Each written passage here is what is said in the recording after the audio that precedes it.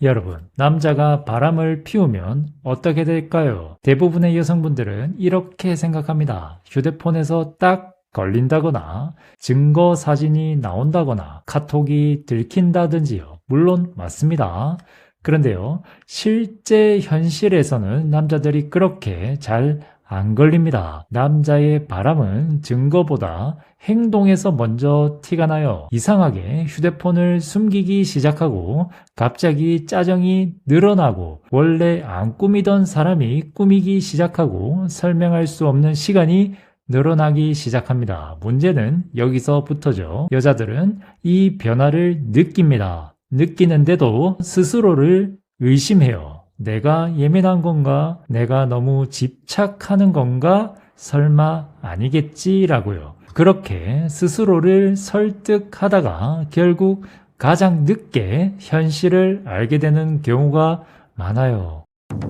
그래서 오늘 영상은 남자가 바람을 피울 때 나타나는 대표적인 징조들, 그리고 그 상황에서 절대 해서는 안 되는 행동들과 여러분이 가장 현명하게 대처하는 방법까지 현실적으로 말씀드리겠습니다. 그리고 오늘 영상 끝까지 보시면 아시겠지만 제가 상담을 하면서 수없이 느낀 사실이 하나 있습니다. 바람은요, 우연히 걸리는 게 아닙니다. 이미 그 전에 수많은 신호를 보내고 있었죠. 다만 우리가 사랑이라는 이름으로 그 신호를 외면했을 뿐입니다. 특히 마지막에 말씀드릴 내용은 이혼을 고민 중인 분이거나 남친이나 남편을 의심하고 있는 분, 그리고 이미 한 번 배신을 당해본 분들이라면 반드시 들으셨으면 좋겠습니다. 왜냐하면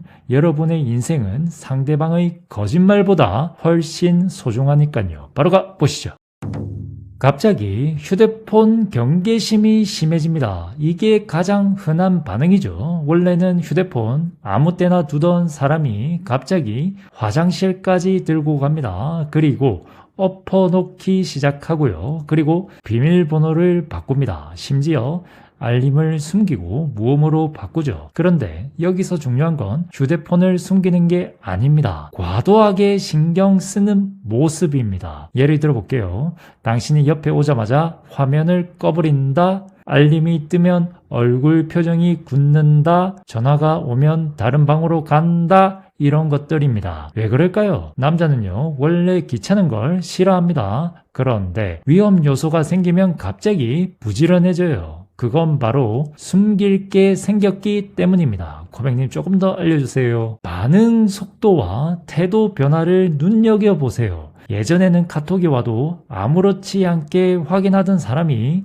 어느 순간부터 알림이 울리면 반응이 달라집니다. 화면을 보자마자 바로 끄거나 답장을 하지 않고 나중에 혼자 있을 때 처리하려고 하죠. 여기서 중요한 건 메시지 내용이 아닙니다. 구체적인 예를 들어볼게요. 같이 밥을 먹고 있는데 카톡이 오자마자 휴대폰을 뒤집어 놓거나 잠깐 화장실을 간다고 하면서 휴대폰까지 챙겨 가거나 누가 연락했냐고 가볍게 물어보면 괜히 예민하게 반응한다. 원래 떳떳한 사람은요, 설명이 자연스럽습니다. 그런데 숨기는 사람이 되면 휴대폰 자체보다 들킬 가능성에 민감해져요. 그래서 실제로는 메시지를 확인하는 행동보다 혹시 봤나, 들켰나, 눈치챘나 이런 불안감 때문에 이상한 행동들이 튀어나오기 시작합니다. 기억하세요. 결국 바람의 흔적은 휴대폰 안에 있는 것뿐만 아니라 휴대폰을 대하는 태도에서 먼저 나타나는 경우가 많다는 걸요. 이유 없는 짜증이 늘어납니다. 여성분들이 의외로 놓치는 부분입니다. 바람 피우는 남자들은 오히려 여자친구나 아내에게 짜증이 많아집니다. 왜냐하면 죄책감을 합리화해야 하거든요. 심리적으로 잘못한 사람이 오히려 화를 내는 경우가 많습니다. 그건 너도 문제 있잖아. 이 논리를 만들고 싶은 거죠. 예를 들어 예전엔 웃고 넘기던 걸 갑자기 예민하게 반응합니다. 왜 또 그래? 그만 좀 해. 피곤하게 하지 마. 이런 말들이 늘어납니다. 왜냐하면 자신의 잘못을 상대 탓으로 돌리려고 하기 때문이죠. 고백님 조금 더 이해하기 쉽게 알려주세요. 모든 대화를 감시받는 것처럼 받아들이기 시작합니다. 예전에는 여자친구가 연락을 하거나 질문을 해도 자연스럽게 대답하던 사람이었습니다. 그런데 갑자기 이상해지죠. 예를 들어 볼게요. 오늘 뭐 했어? 라고 물어봤을 뿐인데 왜? 또 검사하려고? 나 못 믿어? 이런 식으로 반응하는 겁니다. 사실 당신은 평소와 똑같은 질문을 했는데 남자는 갑자기 예민하게 받아들이는 거죠. 왜 그럴까요? 찔리는 게 있는 사람은 상대방의 평범한 관심도 의심으로 해석하기 때문입니다. 머릿속에 이미 숨기고 있는 것이 있으니 아무 의미 없는 질문조차 압박으로 느껴지는 겁니다. 그래서 바람이 의심되는 남성들 중 일부는 실제로 추궁을 당해서 화내는 것이 아니라 추궁당할까봐 먼저 예민해지는 경우가 많아요. 원래 잘못한 사람이 화를 내는 이유도 여기에 있습니다. 진실이 드러나는 게 무서우니 대화의 초점을 자신의 행동이 아니라 상대방의 태도로 돌려버리는 것이죠. 명심하세요. 이유 없는 짜증이 반복된다면 그 짜증의 원인이 정말 당신 때문인지 아니면 남자 스스로의 불안과 찔림 때문인지는 한 번쯤 차분하게 살펴볼 필요가 있습니다. 갑자기 자기 관리를 열심히 합니다. 원래 꾸미던 사람 말고 원래 안 꾸미던 사람이 변하는 경우입니다. 향수를 바꾸고 속옷을 사고 헬스장을 등록하고 머리를 자주 만집니다. 특히 새로운 사람에게 잘 보이고 싶은 시기에는 외모 투자가 급증하죠. 그리고 갑자기 10년 만에 피부과를 다니기 시작했다. 조금은 눈여겨보셔도 됩니다. 물론 자기 관리 자체가 바람 증거는 아닙니다. 하지만 다른 징조들과 함께 나타난다면 이야기가 달라져요. 코백님 조금 더 구체적으로 얘기해 주세요. 새로운 취향이 갑자기 생기는 경우입니다. 예전에는 옷에 전혀 관심 없던 사람이 갑자기 패션 유튜브를 보기 시작한다거나 향수를 알아본다거나 운동복 브랜드를 비교합니다. 심지어 평소에는 절대 안 하던 눈썹 정리나 피부 관리까지 시작해요. 물론 자기 관리는 좋은 겁니다. 하지만 문제는 변화의 이유가 설명되지 않을 때죠. 구체적인 예를 들어볼게요. 당신이 갑자기 왜 그렇게 꾸며? 라고 물어봤을 때 그러면 보통은 그냥 운동하니까 나이 들어서 관리 좀 하려고 이 정도로 끝납니다. 그런데 본인도 설명하기 어려울 정도로 급격하게 변한다면 한 번쯤은 이유를 생각해 볼 필요가 있습니다. 남녀를 떠나 사람은요, 누군가에게 보여질 일이 생기면 생각보다 빠르게 외모에 투자합니다. 특히 남자는 스스로를 위해 꾸미는 것보다 누군가의 시선을 의식할 때 변화 속도가 훨씬 빨라지는 경우가 많아요. 그래서 중요한 건 피부과를 갔느냐, 운동을 시작했느냐가 아닙니다. 그 변화 뒤에 누구에게 잘 보이고 싶은 마음이 생긴 건 아닌가? 이 질문이 필요한 거죠. 자기 관리 자체가 바람의 증거는 아닙니다. 아니에요. 하지만 갑작스러운 외모 변화와 다른 징조들이 동시에 나타난다면 그건 단순한 취미 변화로만 보기 어려울 수도 있습니다. 일정이 설명되지 않습니다. 이게 진짜 중요하죠. 바람의 핵심은 거짓말이 아니라 시간입니다. 누군가를 만나려면 시간이 필요해요. 그래서 바람은 결국 시간의 흔적으로 드러납니다. 예를 들어 퇴근 시간은 같은데 귀가 시간이 늦어진다거나 주말 일정이 늘어난다거나 출장이 많아진다거나 약속 설명이 애매하다든지요. 그냥 친구 만났어. 그냥 일 있었어. 별거 아니야. 이렇게 구체성이 사라집니다. 왜냐하면 구체적으로 말하면 거짓말이 꼬일 수 있기 때문이죠. 코백님 조금 더 알려주세요. 어느 순간부터는 시간은 있는데 기억은 없는 남자가 됩니다. 예전에는 하루 일과를 자연스럽게 이야기하던 사람이 갑자기 변하죠. 예를 들어 볼게요. 여자가 어제 퇴근하고 뭐 했어? 라고 물으면 예전에는 동료들이랑 밥 먹었어. 헬스 갔다 왔어. 집에서 넷플릭스 봤어. 이렇게 자연스럽게 나왔는데 갑자기 그냥 있었어. 별거 안 했어. 기억 안 나는데 이런 대답이 늘어나는 겁니다. 사람은 원래 자신이 보낸 시간을 꽤 잘 기억합니다. 특히 특별한 일이 있었다면 더 그렇죠. 그런데 거짓말을 하는 사람은 구체적으로 말할수록 들킬 위험이 커지기 때문에 무의식적으로 설명을 최소화합니다. 그래서 특징이 있습니다. 질문을 하면 할수록 정보가 늘어나는 게 아니라 오히려 대답이 짧아져요. 마치 인터뷰를 피하듯이 말이죠. 결국 중요한 건 늦게 들어왔느냐가 아닙니다.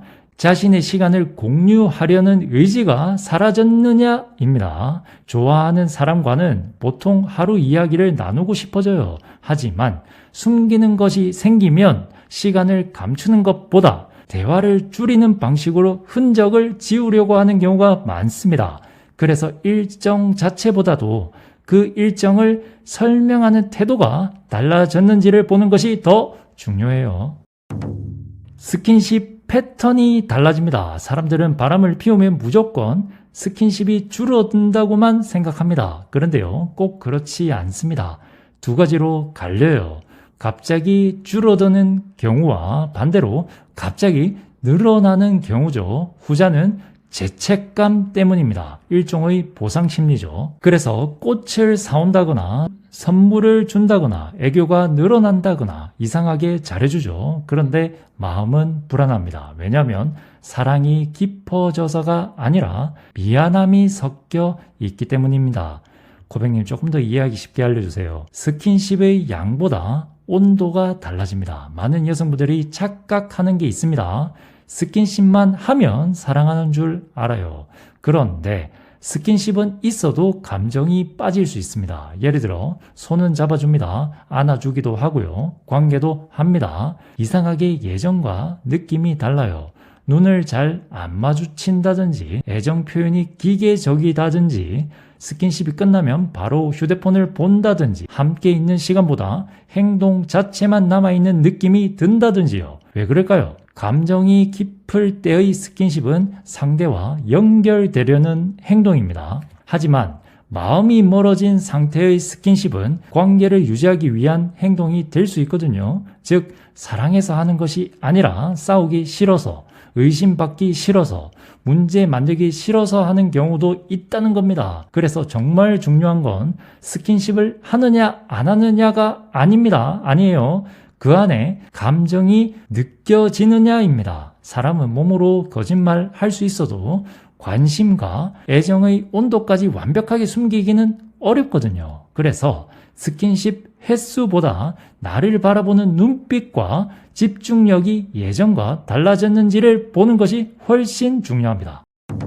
감정이 빠져버린 대화입니다. 여러분, 제가 상담하면서 가장 많이 본 신호가 있습니다. 감정이 메말라버린 대화죠. 싸움도 없습니다. 질투도 없고요. 관심도 없습니다. 당신이 울어도 그래? 당신이 화내도 알겠어. 이렇게 됩니다. 왜냐하면 이미 감정 에너지 일부가 다른 곳으로 이동했기 때문이죠. 기억하세요. 바람난 남자가 정말 무서운 상태는 화를 내는 상태가 아니라 무관심한 상태라는 걸요. 고백님 조금 더 구체적으로 얘기해 주세요. 더 이상 관계를 지키려고 하지 않는 모습입니다. 많은 여성분들은 남자가 화를 내거나 싸우면 큰일 난 줄 압니다. 그런데 사실 더 위험한 건 따로 있어요. 바로 아무것도 하지 않은 상태입니다. 예를 들어 예전에는 싸워도 연락이 왔습니다. 오해가 생기면 설명하려고 했고요. 관계를 풀어보려고 노력했죠. 그런데 어느 순간부터는 너가 그렇게 생각하면 어쩔 수 없지. 알아서 해. 난 할 만큼 했어. 이런 말이 늘어납니다. 여기서 중요한 건 말의 내용이 아닙니다. 관계를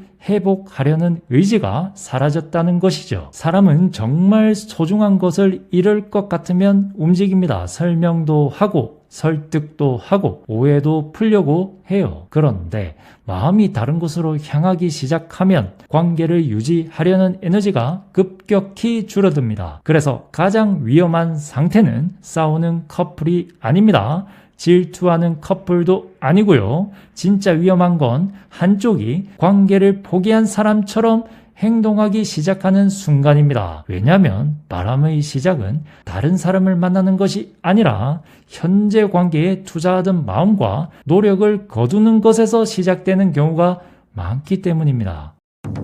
그러면 어떻게 해야 할까요? 여기서 많은 여성분들이 실수를 합니다. 휴대폰 검사를 대놓고 한다든지, 추궁한다든지, 신문한다든지, SNS 뒤진다든지, 친구 탐문한다든지요. 그런데요, 이 방법은 증거를 찾기 전에 관계부터 망가뜨립니다.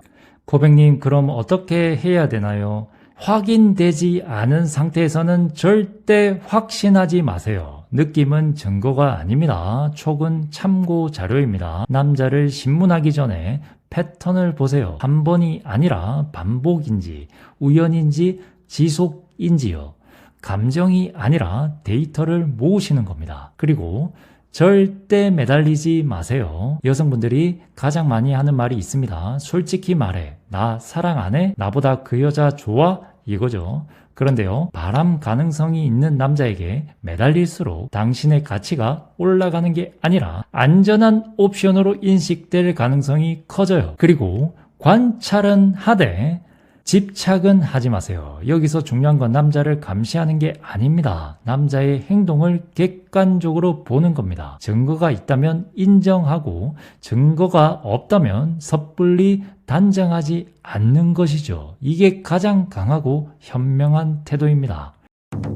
결론입니다. 여러분, 오늘 말씀드린 징조들이 하나만 나타난다고 해서 무조건 바람이라고 단정할 수는 없습니다. 하지만 여러 가지가 동시에 나타나고 그 변화가 일시적이 아니라 지속적으로 반복된다면 한 번쯤은 냉정하게 현실을 바라볼 필요가 있습니다. 그리고 제가 상담을 하면서 정말 많이 느끼는 게 있습니다. 많은 여성분들이 이번에는 다를 거야. 진짜 반성하는 것 같아. 이제는 안 그러겠지라는 기대를 하십니다. 그런데 현실은 생각보다 냉정합니다. 한 번 바람을 피운 사람이 두 번, 세 번 또 피우는 경우를 정말 수도 없이 봤어요. 물론 세상에 100%는 없습니다. 하지만 중요한 건 당신의 인생을 상대방의 변화 가능성에 걸지 말라는 겁니다. 특히 결혼을 했거나 재산이 얽혀 있거나 아이까지 있는 상황이라면 감정만으로 판단해서는 안 됩니다. 그럴수록 위자료는 어떻게 될지, 재산 분할은 어떻게 될지, 양육비는 어떻게 될지, 아이에게 갈 피해를 어떻게 최소화할지 이런 현실적인 부분들을 먼저 생각하셔야 합니다. 분노도 중요하고 슬픔도 중요하지만 결국 당신의 미래를 지켜주는 건 감정이 아니라 판단입니다. 그래서 저는 늘 말씀드립니다. 남자를 사랑하는 것과 남자에게 인생을 맡기는 것은 다른 문제입니다. 그리고 제가 자주 하는 말이 있죠. 남자는 고쳐 쓰는 게 아니라 골라 쓰는 겁니다. 상대방을 바꾸는데 인생을 쓰지 마세요. 그 시간에 당신을 아끼고 존중하고 책임질 줄 아는 사람을 선택하는 것이 훨씬 현명합니다. 시청해 주셔서 진심으로 감사드립니다.